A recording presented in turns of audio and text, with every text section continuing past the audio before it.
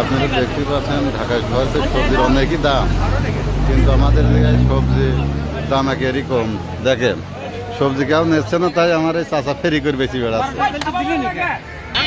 এত সুন্দর সবজি কোনো দাম নেই, শহরের লোক সব বোঝেন। আপনারা তো অনেক টাকা দিয়ে কিনে খাওয়া লাগে। আচ্ছা চাচা, এই যে আপনার শহরে যে লোক অনেক টাকা দিয়ে কিনে খাইছে, আমাদের এই জায়গায় মাল নিচ্ছেন না কেন? এখানে বর্তমান তরকারি আমদানি বেশি, দাম কম।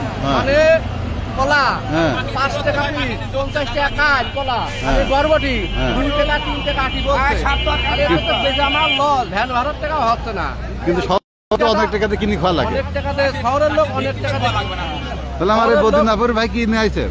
আমি বেগুন নিয়ে আইছি কত বেচলে?